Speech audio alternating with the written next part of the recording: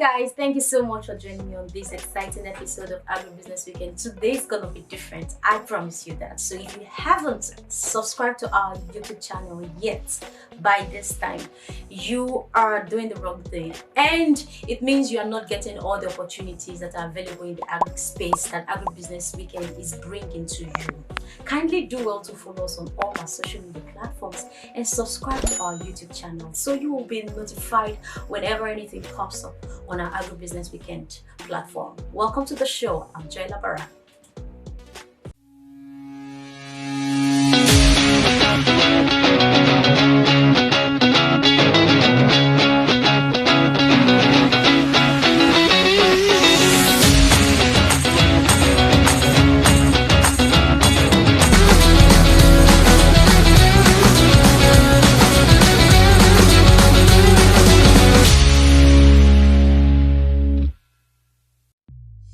Welcome back, and guess who I am with today? The soilless farmer.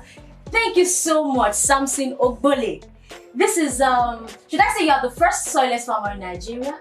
No, sir, among the pioneer soilless farmers in Nigeria. Oh, okay, I'm so honored to be here this morning. It's so amazing to have you on our Agribusiness Weekend show again. Thank you so much for having us. Thank you so much. So what is hydroponics? Today we are talking about the smartest way to farm. When we say hydroponics, what do we mean? So basically, hydroponics is a type of aquaculture, Okay. which is basically growing plants without the use of soil. So that's it in a nutshell. Remove the soil element, every other thing remains that the plant needs, the biotic and the abiotic factors, but we are just removing the soil component. That's like in the past where we used to cook our food with firewood. Okay. And we got to understand after a while that, oh, what food needed to get cooked was heat. So I can remove firewood, bring in stove, there is still heat. I can remove stove, bring in electric cooker, there is still heat. Or I can even use a gas cooker. As long as there is heat, the food will get cooked. Same way, we understood over time what the function of soil was, which is to provide anchorage for the roots of the plant, to help in water retention and as well as aeration. Once we understood that, I can remove the soil component, bring in any other material that can play similar role, and the plant will grow. Wow. You know, if it's in the village, they'll say you are witchcraft. This is witchcraft, seriously. Now, when we say hydroponics or soilless farming, what is the advantage it has over soil farming? Yeah, so the number one major advantage is in an era where we are trying to be climate smart, realizing that the impact of climate change is on the rise daily. Okay. This ensures that the system of farming is climate smart. Like we always say, that we must get to a point as a people where our method of food production must be healthy for the farmer, healthy for the consumer, and healthy for the environment. Number two importance of soilless farming is the non-seasonality in its method. Meaning, one of the reasons why food is still expensive today is because we depend on season to produce. Okay. So there is a time tomatoes is cheap when it's in season. There is a time it becomes expensive when it's not in season. Okay. So with soilless farming, we can produce food all year round, which means the cheapest that a commodity can become the regular price of that commodity all year round. Which means over time with soilless farming, we can ensure that when we define poverty, we are no longer using food as a metric. Okay. Because even the poorest amongst us can afford food. So we need to find a new metric to define poverty. Then number three for the farmer is it is much more economical. So for a soil-based farmer, when I apply my fertilizers, my nutrients and all of that, whatever the plant cannot take, one of two things would happen. It is either the rain will wash it off through leaching, or number two, it is pushed so deep into the ground that the plant cannot access it. Which means if we assume that the plant is able to take 1/3, it means every time a farmer applies a bag of fertilizer on his farm, 2/3 of that money is either washed away or pushed too deep into the ground that it even contaminates the soil water. So not only are you throwing away money, You are poisoning the place where you need to grow. You are poisoning the water source. But in soilless farming, whatever nutrients the plant does not take remains within the system. So I get value for every kobo that I spend. Number 4, because we are able to grow in a controlled environment. So I am not waiting for one weather that is good or one weather that is not good. I control my weather. Meaning there is nowhere I cannot grow a plant. I just need to get the weather to what the plant requires, then I can grow it. And how do you do that? We use a greenhouse. Okay. So a greenhouse, a screen house, or a net house, depending on what I am trying to control. Number 5, most pathogens that affect plants are soil-borne. Meaning, by taking them out of the soil, I have completely defeated those pathogens. Then, number 6, we need to also realize, because there is this, I don't want to call it a lie, but there is this story we like to tell ourselves that Nigeria has enough land. Yes, it is true. Okay. But we do not complete the statement that yes, we also have enough arable land, but not enough fertile land. The proof that we do not have enough fertile land is how many farmers have to depend on fertilizers to grow. Now, this is one issue. On the flip side, when you go to the northern part of the nation, we have what we call desertification. You come to the southern part of the nation, we have what we call coastal encroachment. You move to the middle belt, there are pockets of crisis. In the south, we have a whole lot of oil spillage, not to add deforestation and other activities. What all of this means for the farmer is there is a huge competition for land. As if this is not bad enough, everybody wants to ensure their areas are civilized, the whole civilization push. And the first victim of civilization is agriculture. Because every time there is civilization, you push the farmers out. Unfortunately, the age of the average farmer is about 60 years. And we want the youth to come in. But the youth you want to come in want to come to civilization. With soilless farming, we can bring farm to the city that fits the definition of civilization. So this again is another huge part for hydroponics or soilless farming, that now we can close that gap. Then when we come to the reality of Nigeria, where most of our roads have become death trap. So it means that for a farmer that has his farm somewhere in Kogi, in short, the Kogi is even far, in Ishe, in Ibadan, not your 100% produce will get to the market. So you are going to lose some because of transportation, because of bad road, bad storage and all. But if we have that farm in the city, we have closed the gap between the market and the farm. And by doing that, we have increased the profitability for the farmer. We are able to increase the income of the farmer. Then next, we are able to plant on multiple layers. So I have one plot, but in my one plot, I have 5 layers. Automatically, I have 5 plots. Because I'm able to get more yield in smaller spaces. Then much more than that, the health factor. This cannot be understated. So the soilless farming, the health of the soil is far better. The health of soilless. Soil farming. Yes, it's way better now. So people would always say, oh, you say that because that is what you do. And I'm like, no, go test it out. When you are a soil-based farmer, one of the first things you do is, I always ask, thank God you're also farmers. I always ask people, how many farmers do you know? Everybody's like, oh, I know a farmer. And I'm like, how many of the farmers that you know did soil testing before they started planting? And we're like, none. So interpretation, how did they get their fertilizer? It's like going to an hospital and giving you a drug without test. How do you know what the soil needs? So if you don't know what you have given to the plant, and whatever the plant takes determines the health of what it gives out, how do you confirm the health of what you are eating? I'd like to use this example. One of the most popular crops we eat in Nigeria as a nation is tomatoes. We consume tomatoes in all its form. And we were taught from school that one of the major things in tomatoes as an antioxidant is lycopene. We were also told in school that lycopene is able to prevent prostate cancer in men.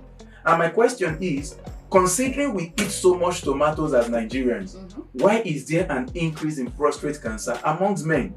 It is one of two things. It is either our tomatoes are fake or our schools lied. So we have to choose. So we have to choose one. Okay. Now, if we choose to believe that the schools did not lie, then there is something wrong with our tomatoes. Yeah. And what is wrong with the tomatoes from the farm cannot be corrected in the kitchen. So if the method of growing is not healthy, the produce cannot be healthy. Exactly. You cannot now get to the kitchen and try to correct it. No, this is unhealthy. And the proof of this is, imagine for example myself and yourself, we say we are traveling to Abuja. You are going by air, I am trekking. And somehow we left here together, but I got to Abuja before you. That would be an anomaly, right? Exactly. But let's bring it to our reality. We live in a world today where if you compare 2021 to the year 1990 or even 1960, we live in a world where today we have better telecommunication. Yeah. We have better hospitals, Yeah. better schools, better transport, yes. infrastructures Yes. and all, but people are dying earlier. Why? It's an anomaly. Because we would have assumed that with the advancement of technology, people should live longer. Exactly. But if people are not living longer, it is down to a common denominator, food. So it means the that food is not healthy. it's no longer as healthy as it used to be. And you cannot correct that in the kitchen. It has to be done on the farm. And the good thing with soilless farming, like I always say, is in soilless farming, if you give the plant the wrong nutrient, the plant dies. It's not in the soil where it tries to say, okay, the thing is not right, but let me just look for something around. At all, I'm bad pass. Okay. No, in soilless farming, it doesn't have anywhere to search for. Okay. So it's like an ajebo. Once you don't give what it wants, it's gone. And this is good first for the farmer. So it means from the onset, you must give the plant the right nutrients, the right environment for it to survive. And number one, this is very good for the farmer because you realize that when you go to, how do you know developing and underdeveloped nations? Their farmers are many and they are broke, poor and unhealthy. How do you know a developed nation? Yeah. The farmers are few. They are rich. They look healthy. I don't want to use the word they are healthy, but at least they look healthy. Yeah. So it means that, and for a nation like Nigeria, where we say over 50% of us are farmers, the fastest way to help the population to overcome poverty is to help the farmers. Exactly. And you cannot help the farmers without giving them the right tools. And one of such tools is soilless farming. Because now the farmer can go to the farm and come back healthy. And because the system is healthy for him, the process is also healthy for the consumer. So that anytime we are consuming food, we are not taking poisons in installments. Then, beyond that, it is also healthy for the environment. Now, let's talk about food consistency. You know, farming, I would say, should not be a seasonal thing because hunger is not seasonal. Exactly. So, when we say soilless farming, how has it helped in the consistent production of food? So, right now, we have people who we produce things for, and since we started our production on the farm here, they can depend on us. I mean, somebody still called me this morning and was asking, oh, how much is tomatoes? That where he is, a kg of tomatoes is 700. You know, I watched one of your, was it a seminar workshop that you said you sold in the year something? That would be sold for 100 naira. I don't know. I'm still waiting for that to be a reality. And you realize that when the guy called me and asked, how much do I sell tomatoes? I said 400. And he's like, but others are selling at 700. I said, because my kind of customers understand my consistency in production. Okay. So whether it is glut or scarce, it is 400. So it doesn't affect you? It doesn't affect you because you realize that with soilless farming, there is predictability. Like I always tell people, one of the major reasons why farmers are super religious is because they've neglected science. Not out of choice of, oh, I love God. But when you bring the science to the fore, which is what soilless farming is doing, with soilless farming, science is at the forefront. So there is much more predictability and now there is consistency in production. Precision farming. There is, so you know, okay, this is what will come out tomorrow, this will come out next tomorrow, this will come out on Monday, and that brings about consistency. So we say that is the smartest way to farm. That's the smartest way to farm. We cannot put our stomach on hunger strike just because there is no maize. So maize appetite die, wait till another 4 months, then come back up. No. Alright, so let's take a short break, and when we come back, Samson will be showing us around the farm. You need to see what everything that is in the farm. It's amazing. At least I'm getting a little of its view. But don't worry, stay tuned and don't go anywhere. Agribusiness Weekend, please always watch and keep it locked there. They're doing an amazing job.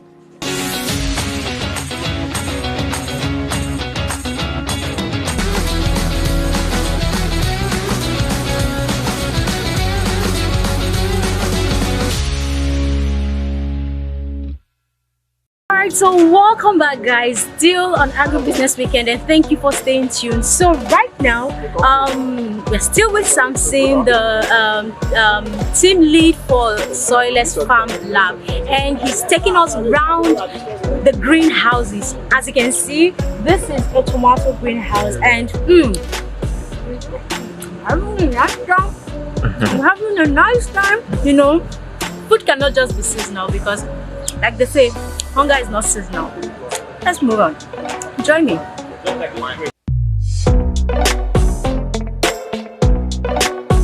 can see physically now.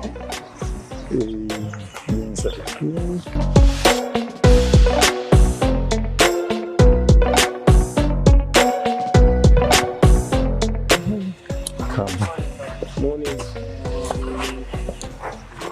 So usually we call this like a demo plot. Okay. It's not up to a plot, but they already teach us plots before now. So the essence of just a demo plot is to show people that it is easy for them to replicate. Because usually the biggest question is, can it be done on a small scale? Can I try it alone? So this is normal tarpaulin. It's normal tarpaulin that we use for canopy. Then we use the iron, this normal rod, to wedge the edges of the tarpaulin. Then we use binding wire around it, then gum, so that it doesn't fall. Then what we are using for growing is rice shafts.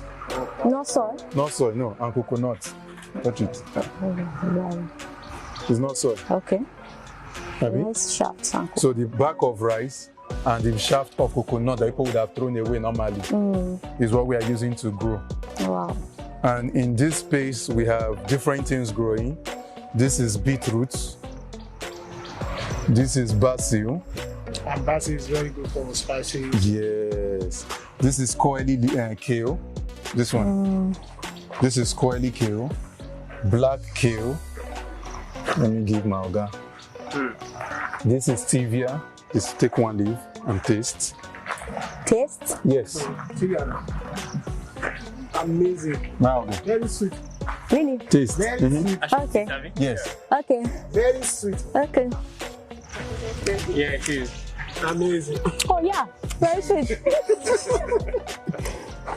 Oh wow. So what the medicinal aspect of this? So it's 7 times sweeter than sugar with 0 calories. Amazing. Wow.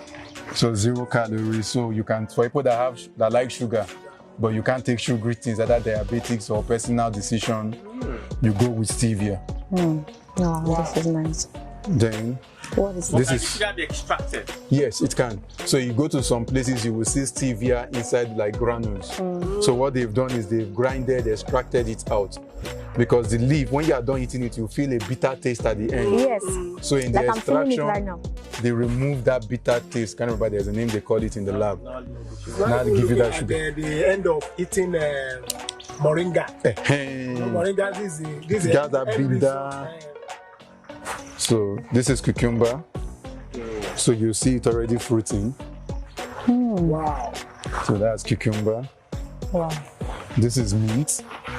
Yeah, I'm sure my madam will know meat. I don't know if our guys will know meat. No, just smell, it's not to eat. Okay. I'm sure the prince will know. My Oga Akim may not know. Akim is too on you go, you know, he may not know. Then this is basil.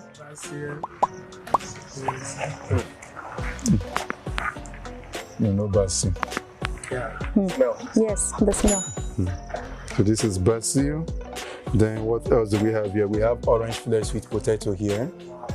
So it's just to show people that there are many things that you can plant. Here we have Mexico love plant. This. So it's a plant that when you have cough, just pluck the leaf. Put a little bit of fire under. The water that comes out, take it.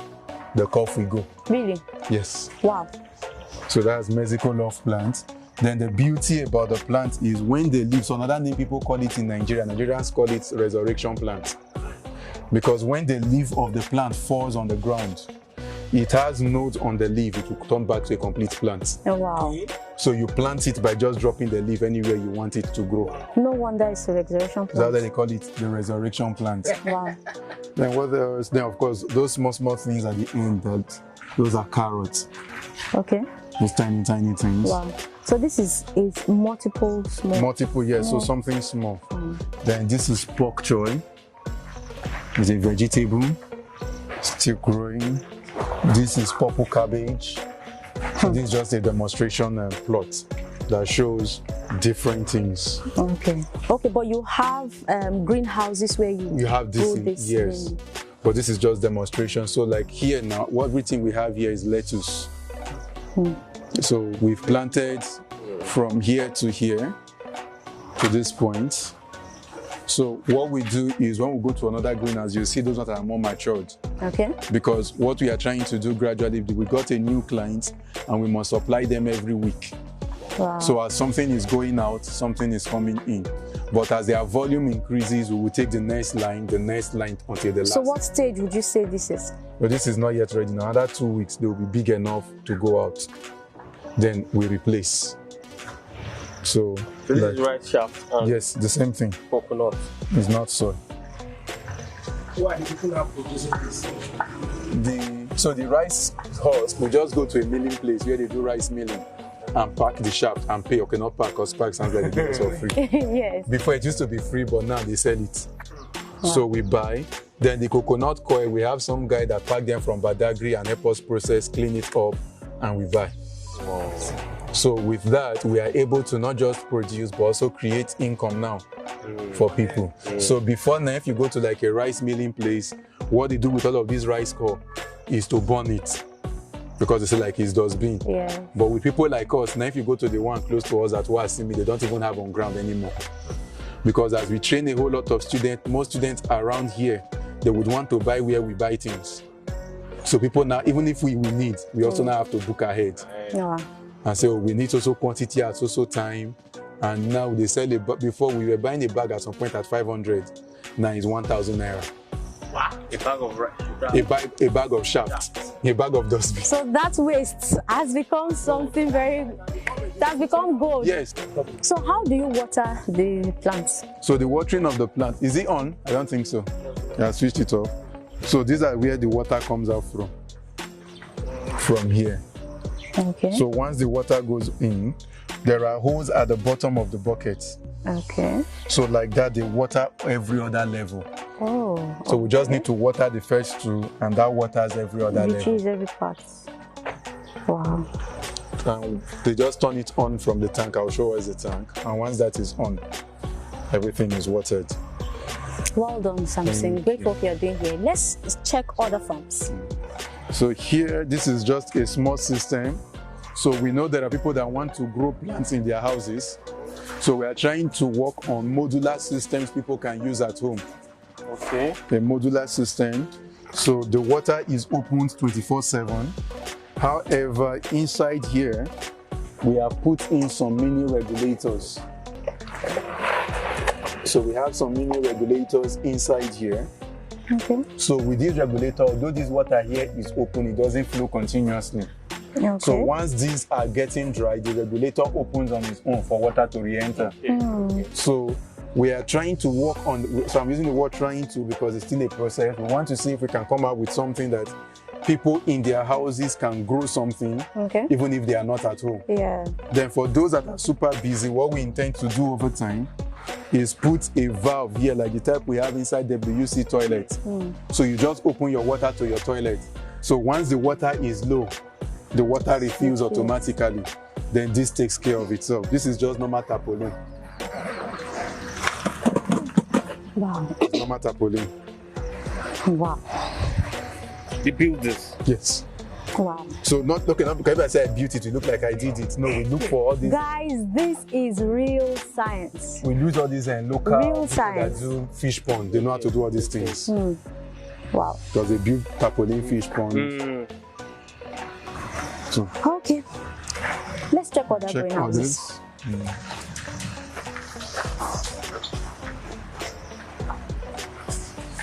Which is up to 5 years. What? Yes.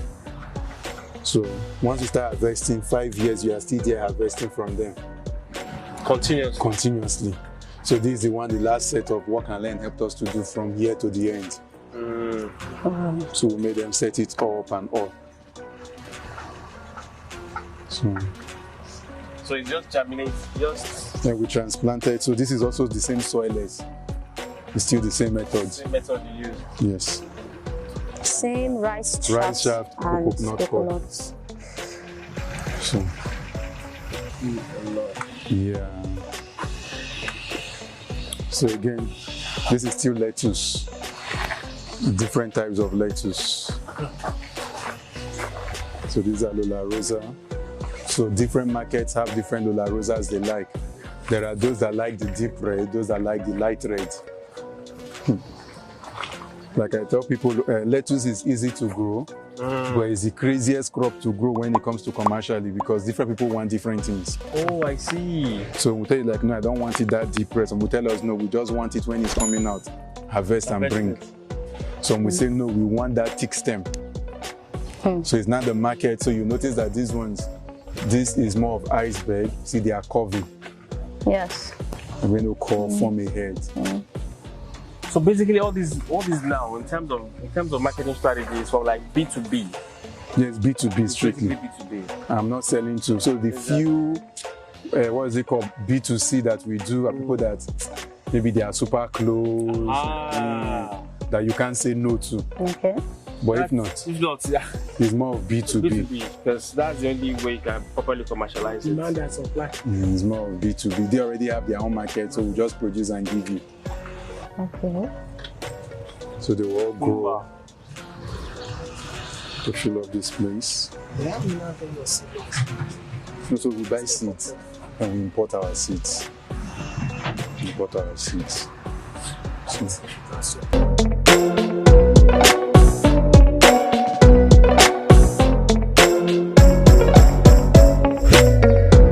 Morning. One of your people, right? Yes, intense. Hi. That's Aki Alabi. Do you remember the book, The Rise of Digital Agriculture? Yeah, that's the author. that is the author. Good morning, ma'am. How are you, ma'am? Thanks, sir. Thank you, ma'am. So this is chili pepper. We are trying to convert everywhere to kale, like I said, because of the market demand. Like this one's now already turned red. Okay. This one's because we just harvested them early on our own. So you can eat it like this too? Yes, you can just turn it to stew and Stew, just grind and turn to stew. That's all. But what's the difference in this and kale? So the difference, this is chili. This is not habanero.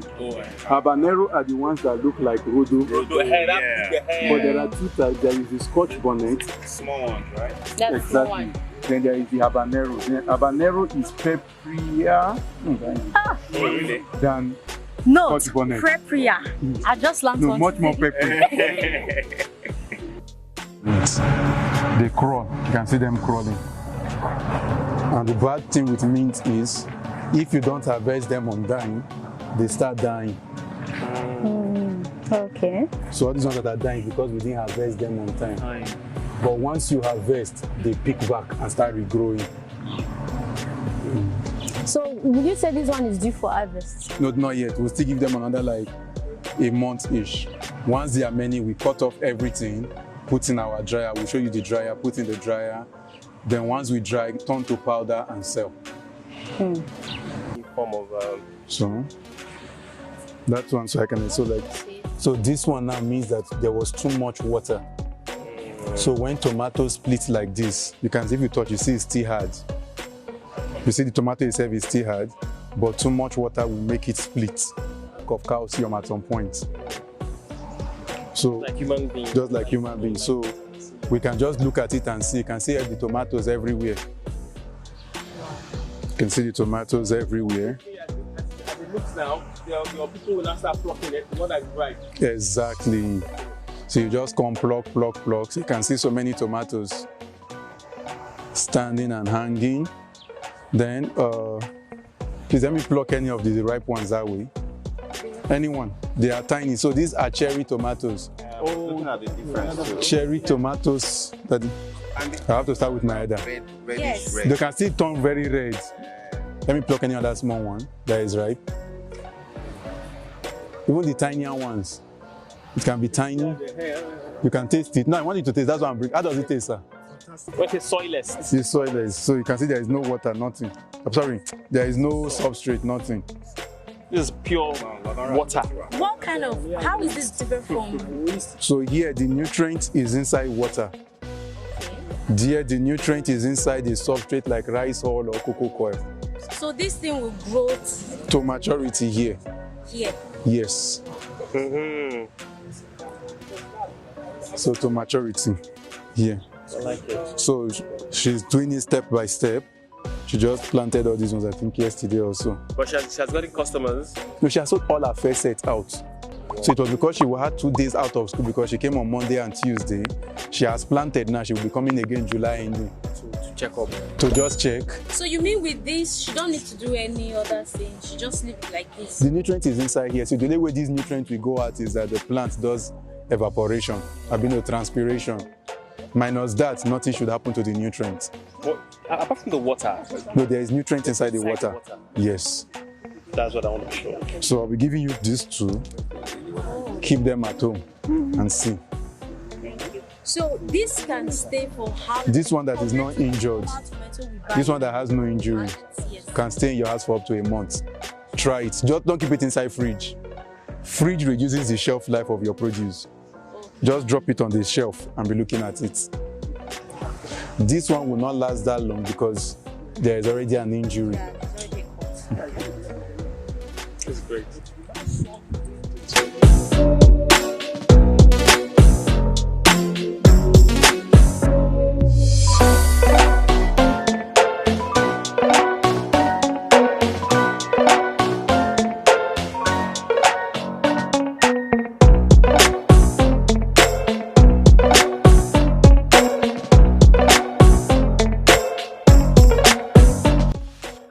So this is where we draw the curtain on today's episode of Agribusiness Weekend. Thank you so much for staying tuned with us. As you can see today, we've had so much fun. We've gone around soilless farming, and I'm seeing so many things, and I'm sure you've learned a lot too about soilless farming. So till I come your way next time, do well to follow us on all our social media platforms, and please subscribe to our YouTube channel. Help us to expand our family.